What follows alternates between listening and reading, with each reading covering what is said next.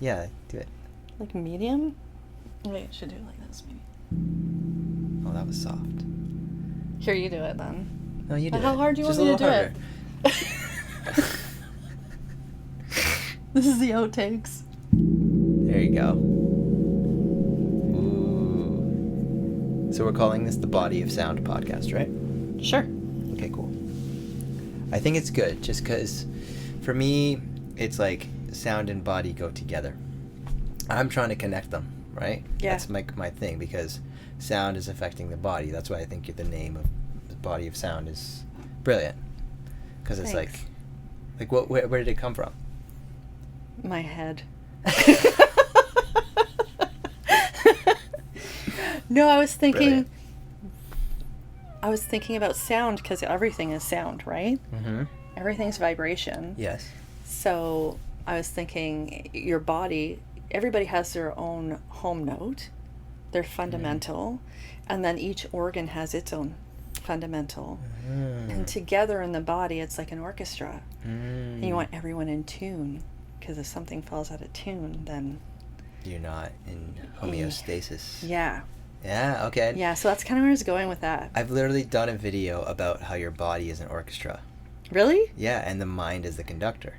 Right. Right? That's so cool. Where it's like if you can't get if the conductor isn't conducting correctly, then everything's out of sync. I literally made a video about this. It's so funny. It's When an did orchestra. you make it? Oh, a long time ago. It's on my Instagram. Like how long? I'll have to check your Instagram. Year, half? I looked at it, but Couple years? I don't remember. I don't know. I tried to espouse some wisdoms, and That's cool. I was just doing it more for myself speaking in front of a camera and just posting it, than not to gain traction, but just to do it. And yeah, that was one of the things I said. I don't know if it was one that I posted as a story or as a thing, so it might be gone now. But I definitely said have something about the body being like an orchestra. That's so cool. Yeah, I love that. For sure. And yeah, that makes a lot of sense. Each organ being its own note, and then there's a fundamental tone.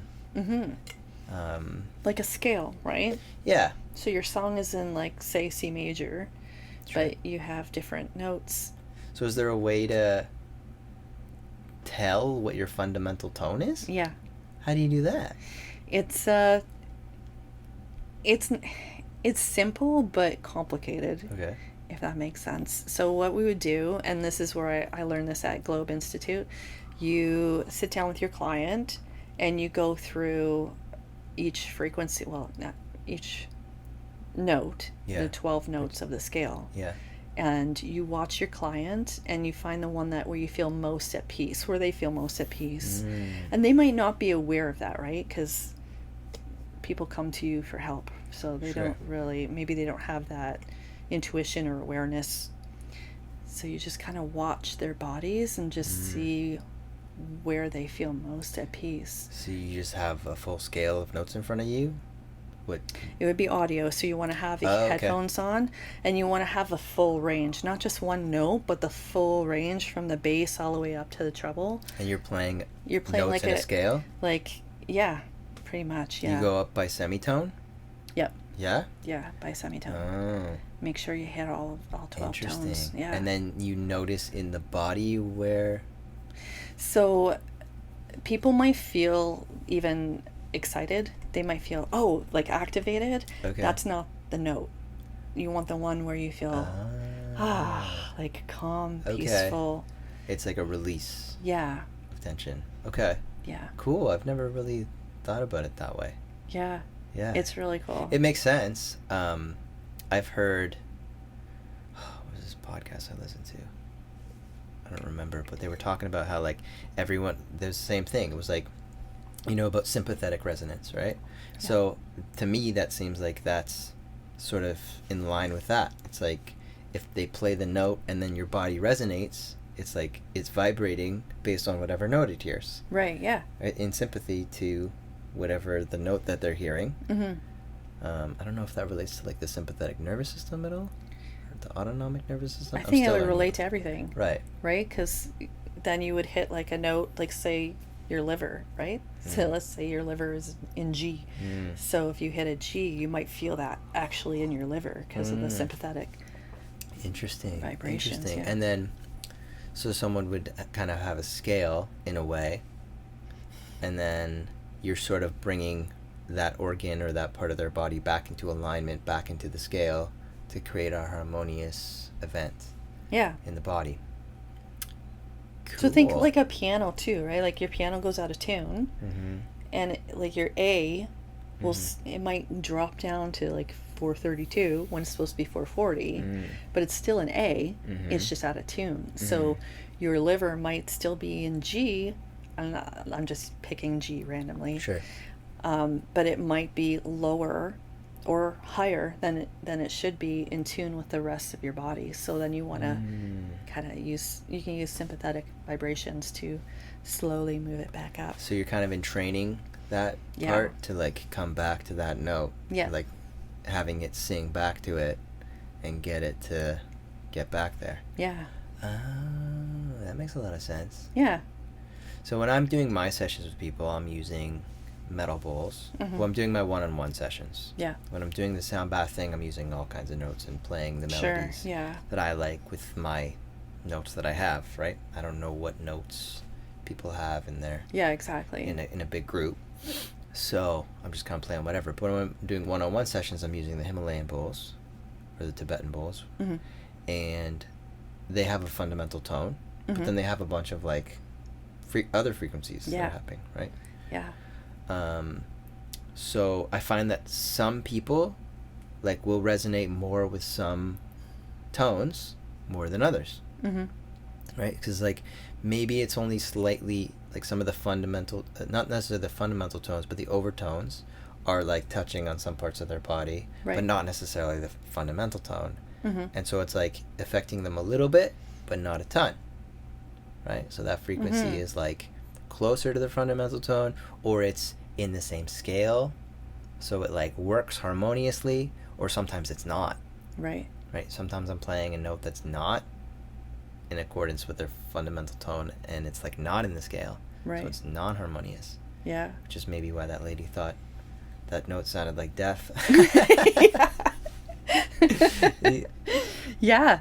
That's true, right? Because like, let's say her body's in the scale of C, and I don't know what note that bowl's in, but maybe it's F sharp, right? Which is not in C major. Right. Yeah, I never thought of it that way. Yeah, so like some things are not. But the other thing is like with metal stuff, you have those overtones. Sometimes notes that are not necessarily in the scale sometimes work for whatever reason. Yeah. You know what I mean? Depending on where they are in terms of frequency. So if they're like a lower frequency and you're playing something up high, but you have a couple other notes in there, sometimes it works. Right? Like if you play C and D right next to each other, it's going to sound off. Right. Like that major, minor. Is it a minor second? Yeah. Like C and D. So, is it a minor second? Major second. Major second. That's okay. Sorry. I've been out of school for a while. But they sound not good together. But if you add a G in there, then it sounds amazing. Then you have a nice chord. Yeah. Right? So yeah, there's that to take into consideration too. Yeah. So this is why it's important to know music when you're doing sound work, I think. Yeah. Right? Yeah. Because as I'm saying things wrong. No. That's we all make mistakes. Yeah, like I think not everyone, but lots of people know when something sounds good. Right? We watch The Voice, or you watch like American Idol or whatever. Yeah. And people know when someone's a good singer. Right? Even if they're not a singer or they don't know anything about music, they somehow know when someone's a good singer. But for some reason they can't sing on their own. So we all have an ear for hearing what's good, so that's fine. But then another layer of that is like knowing the music, right? And knowing how to make it sound good, on purpose. Yeah. Right, instead of just like winging it, be like, that sounds good, which is fine. But I think something we connected on was the fact that we know music, right? Which is helpful. Yeah. to creating what sound therapy is. Yeah. What do you usually call it? I don't know. It's hard because if you call it a sound bath, a lot of people think of, like, when I do for a group, right? A lot of people think of it as a sound bath, but then you get people who've never been to a sound bath before. They don't know what it is, and they think they have to get naked because it's a bath. I've had that question so many times. Really? Like, no, it's a sound journey, right? But yeah, they're like, do I have to take my clothes off? What do I do? And it's That's funny. and when you do it so much, it's just weird, Right, when you hear that. But I get it. Like, you've never experienced that before. So it's I'm still kind of playing with that idea of what to call it. I like sound journey. Sound journey is nice because I think it's a little more approachable. Yeah. It doesn't sound as wooey, I think. But well, I don't know. You think? Sound journey? Yeah, because I'm thinking, like, the people that really need it are the ones with desk jobs in corporate world, right? The ones that's super depressed or stressed out, and to hear sound bath or sound journey, I don't know if they would be like, I'm gonna go to that, Maybe sound therapy, because it is sound therapy, but I call it's just it sound therapy. one part of it, right? Sound therapy is just it's like, the medical world. It's just such a huge blanket term. Therapy is a big blanket term, Yeah. but that's kind of why I like it too. Yeah. It is therapeutic. It is. Right? If you think about therapy in the general sense, it's somatic, right? You don't even have to think about anything. You just have to be there. Yeah, there's all these terms like sound bath, sound healing, sound therapy. And I think we just haven't narrowed it down because sound in itself is so broad, too, right? Like, it touches on so many areas that's hard to narrow it down. Yeah. Right? People call it sound healing, too. Sound healing. I'm not sure I like that. I know. Because people will say, I've been told, call yourself a healer. You're a healer. I'm like, I'm not a healer. No. The only person who can heal you is you. Yes, thank you for saying that. I'm the guide, right? Yeah, exactly. You're creating the space for healing. Yes. Yeah. So you're like a space sort of... I call myself the GVM, the General Vibe Manager. Oh, I love that. Because I'm like creating vibrations. Yeah. Right? And people say, like, I vibe with that, right? That vibes with me. Yeah. What they're saying is vibe is short for vibration. Vibration is sound. Sound is everything. So what I'm like creating is like the space, the container. What is it again? General Vibe Manager. I love that. GVM. You should put that on your business card. Yeah. When I make business cards, definitely I'm putting that on. That's awesome. Yeah, so that's what I'm doing. That's what I tell people I'm doing. I'm creating the space. I'm making the sound, just like musicians do. Like, they're creating the atmosphere of sound that's encapsulating the room, this ball of energy or whatever that they're making, and everyone who's hearing that in that space is part of it, right? Yeah. Just like birds are doing outside, just like the traffic's doing outside. You can't go outside and not hear anything unless you plug your ears. And so, like, you're always in sound. So what we're doing is intentionally creating sound using specific instruments to create an effect, a sound effect. Yeah. Right? Yeah. So, like, that's the way that I'm, like, looking at things. That's why they call it sound effects. Right. It's you creating an effect with sound. Yeah. Which induces a certain state of being, and we're just doing it intentionally with certain sound instruments that are doing things in a way to create a certain and specific goal, right? Which is, most of the time, what I do is for relaxation, right? Some people do it with the intention of creating, like, disturbances or whatever, to like, rattle you or shake you up a little bit, which is sometimes necessary. Yeah. If it's something that needs to be broken up. Yeah. Because if you have someone who's in a depressed state, then you kind of need to shake them up a bit, right? But if you have someone in an anxious state, you need to relax them. So exactly. That's another important thing for a sound therapist to know, instead of just randomly playing stuff, right? Yeah, so it's not just sound, it's also understanding people and being able to read people and knowing where they're at, and then knowing what to do to balance that thing. Right. Yeah. How long have you been doing this? sound therapy specifically Mm-hmm. since 2020, I think. Mm. Like actively doing it, but I've been doing it since, since I started music, Right. which I was 3. 3 years old. Yeah. Were your parents musicians? No. No? No. I know, I'm just a rogue. Cool. It's so weird, like it was like being on bed rest when I was pregnant. Everybody around me had twins. I only had one. Ah. It's just like I don't belong here, but Huh. and all musicians I know had parents or somebody in their life that was a musician, but You didn't. no. What Just about you? picked it up on your own. My dad played guitar, and my grandmother was an opera singer, Oh, that's amazing. which she never got to express herself in the way Oh. that, it was back in the day.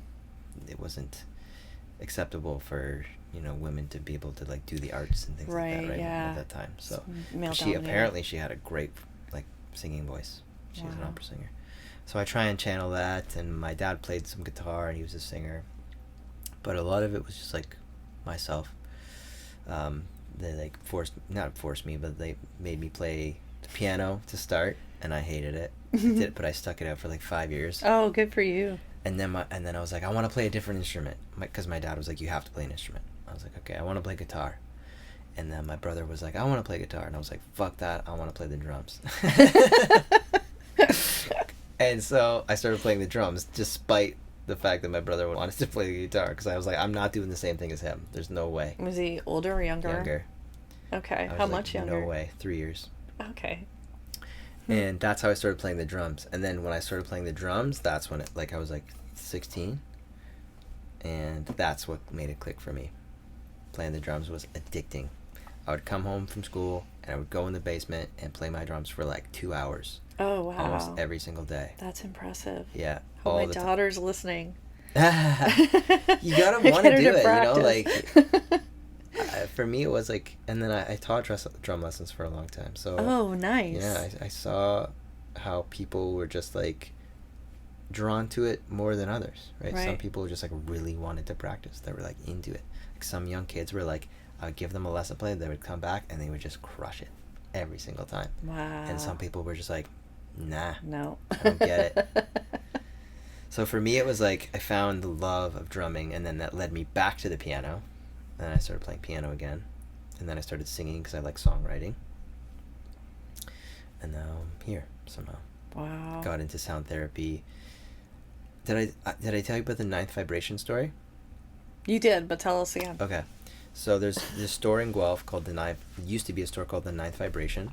Yeah, I love And that I went place. into this place. Yeah, so great. Mm-hmm. And like everyone in Guelph who knows that store like loved it. Yeah. Lindsay and And Lloyd. Lloyd. Yeah.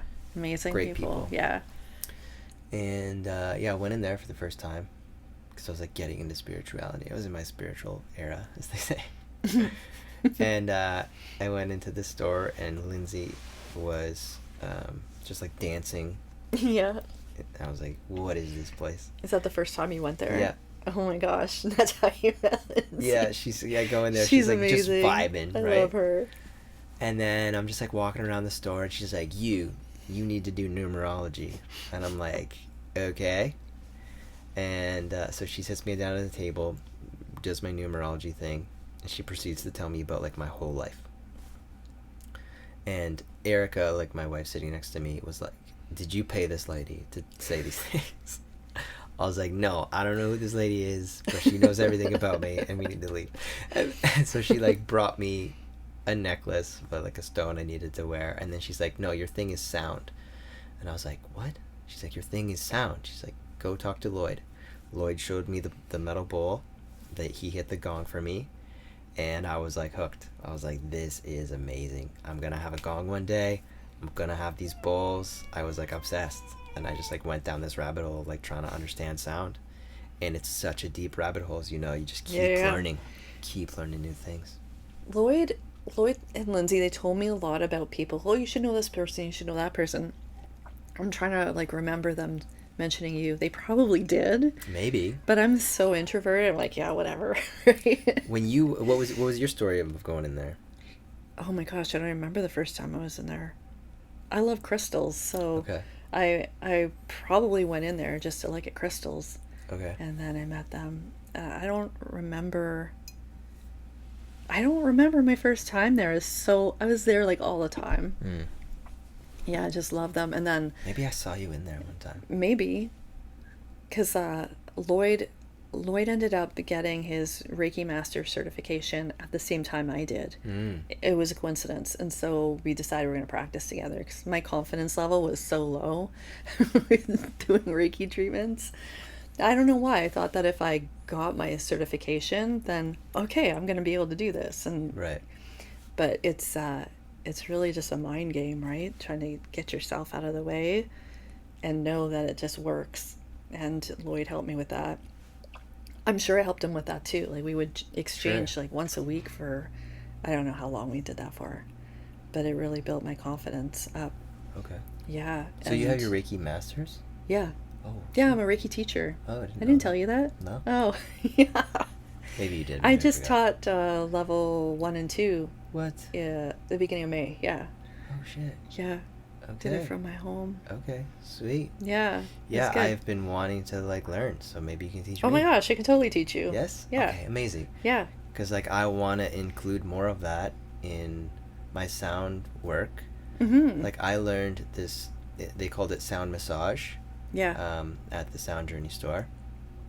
And that's kind of what I base my one-on-one sessions around. I add my own like little things. Yeah. But I mean, I've had people say like you should incorporate Reiki into this because Yeah. it's like it blends so well. It does. It really does. So yeah, we should definitely like. And then with massage. Yeah, and then massage too, which Mhm. would you said you did, and then stopped, but Yeah, but I You did had- enough of that I'm but you- insured for oh yeah, relaxation massage. That's Yeah. amazing.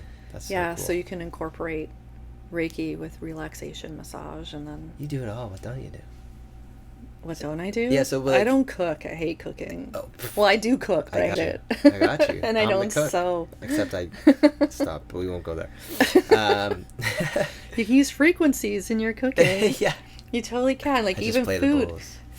Each food has its own Totally. frequency. It's like, playing music I ascribe to is akin to making a meal.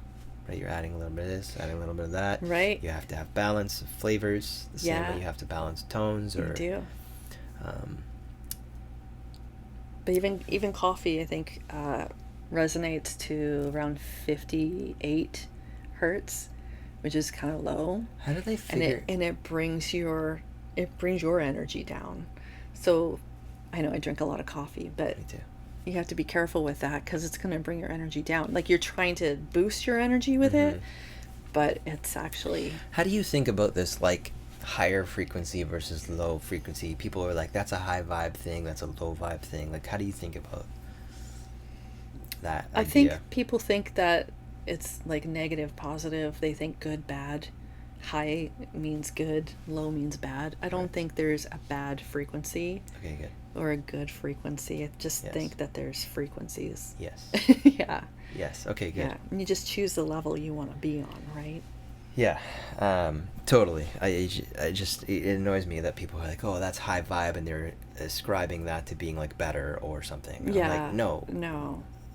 Vibration and frequency are just numbers to assign to a note, right? Yeah. Or, like, that's essentially what it's for. Mhm. A low note is not necessarily better than a high note. No. So low vibration, which is a low note, is not necessarily better. It's all how you play them together that matters. Right. Right. And then you can get into binaural beats there Sure. because those are they can be very low. Well, binaural beats essentially are a frequency. Yeah. You're taking two frequencies to create a third a frequency. very low frequency because when a frequency gets so low, we don't hear it as a pitch anymore. We hear it as a rhythm. Mm. So then does that mean it's bad? No. No, because drumming, right? You're creating frequencies just through Exactly. your drumming. Exactly. Like Yeah. if you hit a drum, it doesn't have a distinct pitch, but it is a pitch. Yeah. It's just so low that it's not distinguishable in terms of like on a piano Right. necessarily. Yeah. Right? It's such a low. It's vibrating at such a low frequency, and like that's not bad. Hitting a Right. drum is is good. So, but even like, so what you're talking about, you add that to what I was trying to mean is that when you have that steady right, beat, the pulse is the frequency. Yes. And then you have the frequency of each hit, right? Right. Which is additional. Yes. There's layers. Yeah. There's layers to it. Getting complicated. Yeah, no, it's simple and complicated at the same time. Because we don't hear anything lower than, well, generally, as humans, we don't hear lower than 20 hertz. Right. I think that's the cutoff.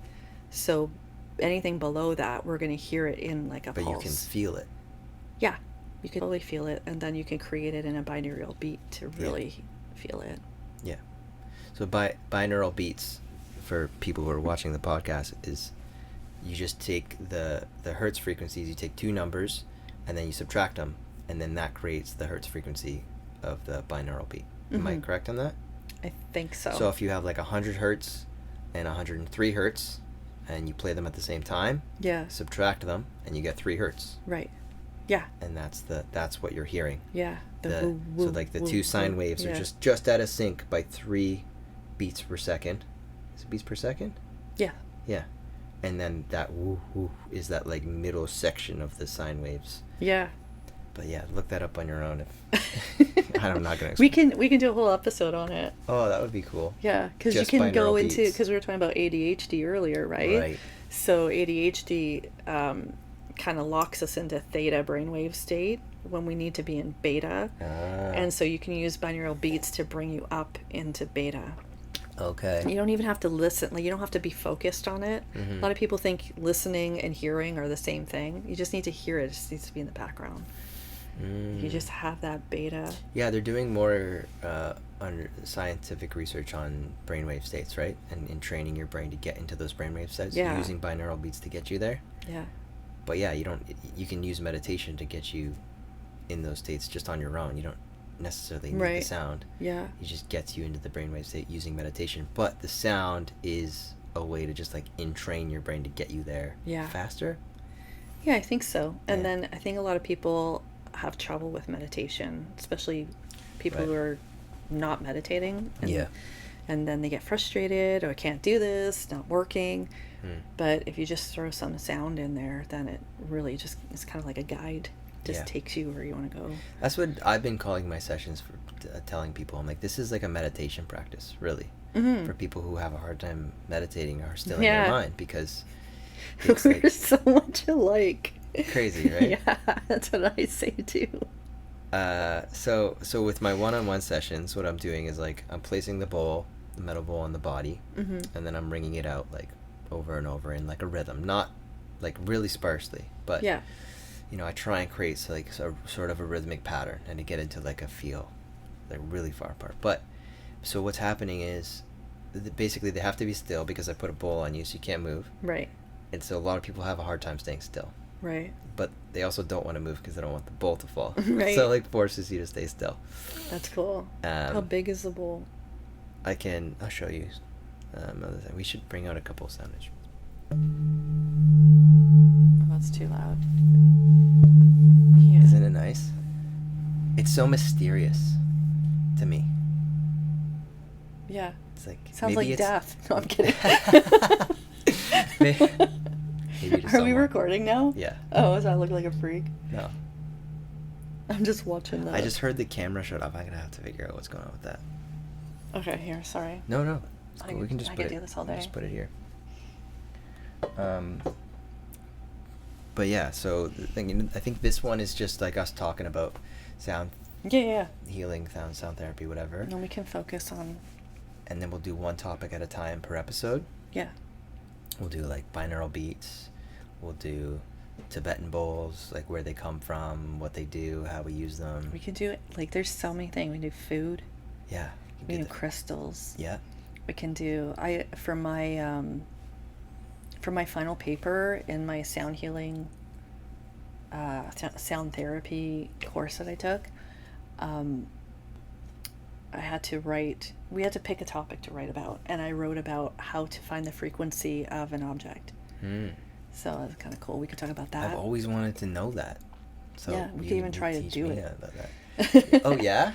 And maybe we could do like a session, like for our podcast. You could do Ooh. a session for me, and we Yeah. could just record it. That would be cool. Yeah, That would be really cool. Yeah. It's a great just to idea. show people. Yeah, And what we do. I do tuning forks. Yeah. What's On the spine. Oh, I've been wanting to know how to do that too. Yeah, so we could do that. That's great. And have crystals on the bottom. I have rose quartz and amethyst on the bottom of my tuning forks, just to add that Ooh, I love extra. That. Yeah. I love that. Oh my god. Okay. I'm so excited. Yeah, like I've been thinking about what the core theme of this, because we have a name. But what's like the core like theme of the podcast, like exploring sound, sort of thing. Like, yeah, I think so. Something like that. How sound touches on everything. Yeah. Yeah, because I think we keep coming like what back. Einstein said, right? Everything is vibration. Mm-hmm. Yeah, everything is a vibration at its core. Yeah. So I think that this is just exploring sound, right? Yeah. Okay, cool. And I think it's like demystifying it too, right? Mm-hmm. In a way, we're like unpacking and Yeah. unraveling the mysteries of sound, because it is mysterious too, right? It's like it's this thing that we can't smell, we can't see, but we can feel it. It flies through the air. It's like electricity. Everybody knows what it is, but Yeah. like, what is it? Yeah. That's why it's so crazy to me. Like even like this, right? You hold this bowl, and my ring, but like put your hand like right next to it. You felt this before, but Yeah. that feeling, like what? Like tell me that's not crazy. I that know, you can't, right? Like you can feel it without you can touching feel it. the air, and like a scientist or a physicist would be like, well, it's just vibrating the walls and that's creating air. But like, yeah, But that's sympathetic. Yeah. I know, but like what? Like Resonance. you can't see it. You can kind of see it vibrating a little bit, but maybe under a microscope. But You just can the fact- see it through somatics, and we can do a whole podcast on Yeah. that too. And then when you put Yeah. your, like when I'm doing stuff, like you put your hand and it changes the sound. What am I doing? Like Yeah. I'm not sure, but Well, and that's what I mean. Like when you're doing a treatment, then you can hear your instruments maybe going slightly out of tune. So when I use my little gong, and Yeah. I'll use it during Reiki too. So I'll do a sweep over someone's body with it. Mm-hmm. And as I sweep over stuck energy, the frequency of my gong changes. Just so slightly. But you need a super sensitive ear for that, right? Being a musician, you'll hear that, and a drummer. Yeah. Yeah. I think I feel it more than I hear it, actually. Yeah. Because when I hit a bowl and like I'm holding it over someone's body and I can do like a scan, I get them to like tune into the sound as it relates to where it is on the body. So they do a body scan, right? I think it's super helpful meditation to like do the body scan. So I hit the bowl and I wave it over the body, and then I'm noticing like heat on the bottom of my hand in different places. Oh, that's cool. And a lot of people have a That's- lot of heat around their head. Like when I Yeah. get to someone's head, I feel like lots of heat. Oh, you have to do Reiki. You're describing Reiki. Yeah? Okay. I didn't know. Yeah. But yeah, that's like when I'm paying attention to the back of my hand when I'm holding the bowl, and I Right. feel heat in different areas of the body. That's so cool. And like that's the energy that I'm feeling. I mean, heat is energy, right? Yeah. So I'm like, is this just, I always question myself with this stuff too, right? I'm like, am I going crazy? But like, I do. I feel heat in the know, back I'm of the my same. hand, and I'm like, Yeah. no. I'm like, it's just me holding the bowl, and it's just getting heavy, and that's what's creating the heat. I'm like, no, because I feel it over here, but not over here. Yeah. So yeah. But that's like a confidence thing that I had. The problem I had with Reiki was because I wasn't even using sound at the time when I was studying Reiki and practicing. And I would feel exactly what you're talking about. Yeah. And I wouldn't verbalize it to the client because I'm like, no, I'm crazy. But I know. now I'll be like, oh, I feel some heat over your knee. Or I won't even say that. I just feel something happened to your knee. Oh, yeah, I dislocated or whatever. Tell me Really? stuff, yeah. And I think you can like tune into it, and with practice over time, you get better at it too, right? Oh, for sure. I think everything takes practice to get better at things. Yeah. I think so.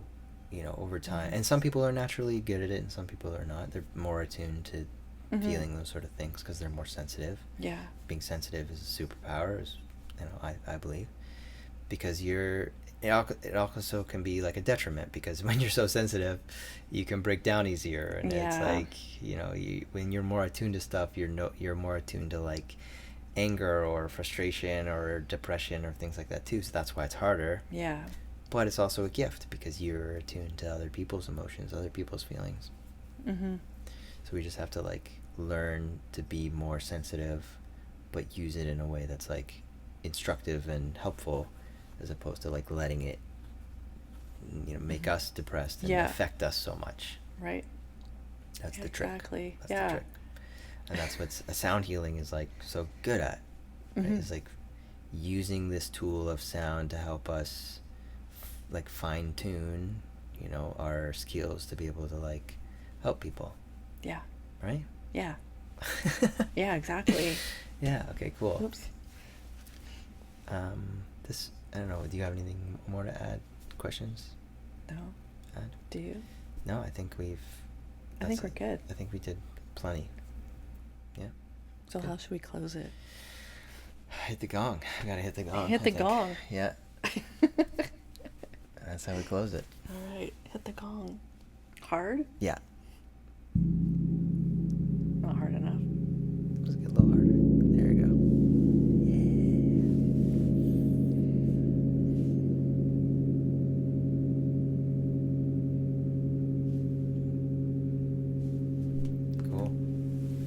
I don't know how you're not just sitting here in front of this all the time. I am. Before you came over, I was just there. All right.